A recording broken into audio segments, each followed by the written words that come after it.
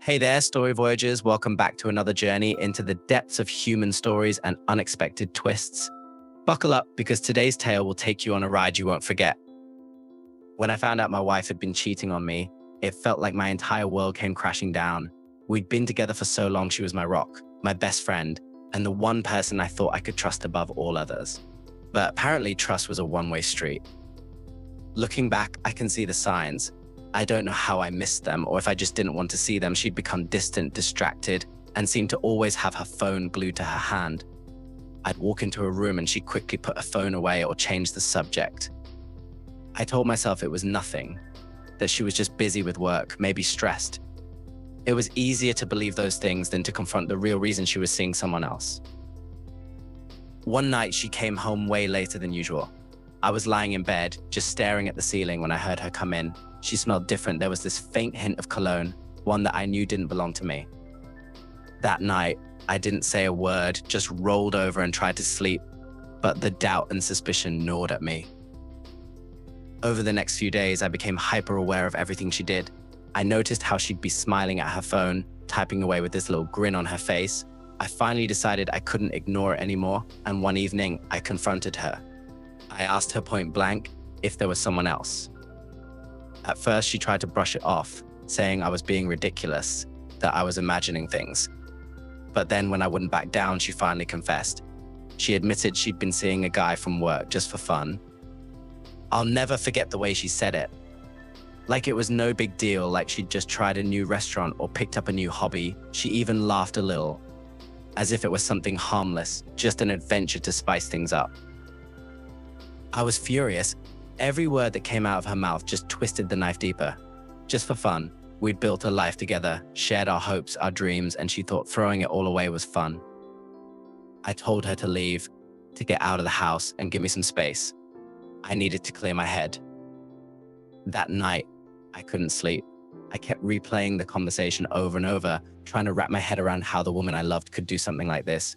By morning, I had come to a decision. I called a divorce lawyer and started the process. I wanted her out of my life as soon as possible. When I told her, she seemed genuinely shocked. She had this look on her face like I just told her I was moving to Mars. She actually thought I'd forgive her, that this little fling would just blow over.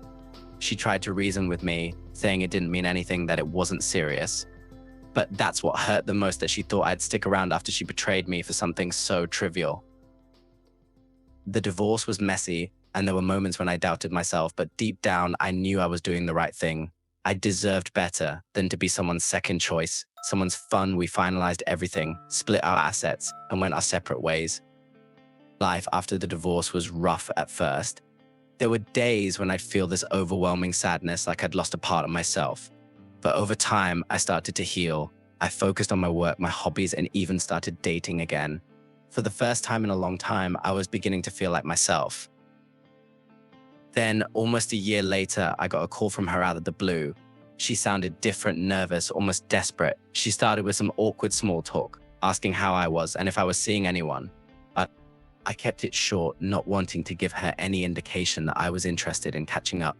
Finally, she got to the point. She told me that she missed me, that she regretted everything. She said the relationship with her fun guy hadn't worked out, and that she'd realized what a mistake she'd made. She went on about how she missed our life together, how she was willing to make it work, if I'd just give her a second chance. I was stunned. After everything, she actually thought I'd take her back.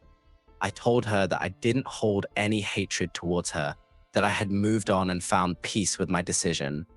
I told her I was building a life without her, one that didn't include someone who saw me as an option to be toyed with. She cried, she begged, but I didn't let myself get pulled back into her web. After we ended the call, I felt this overwhelming sense of relief. I had finally put that chapter of my life behind me. Her begging, if anything, only reinforced how right I'd been to walk away. Now, I'm in a relationship with someone who respects and values me, and I finally feel like I'm where I'm meant to be. Looking back, divorcing her was the best decision I ever made. She may have thrown away our life together for fun, but I built a new one for myself, one filled with real joy, respect, and loyalty. Thanks for joining us on this incredible story.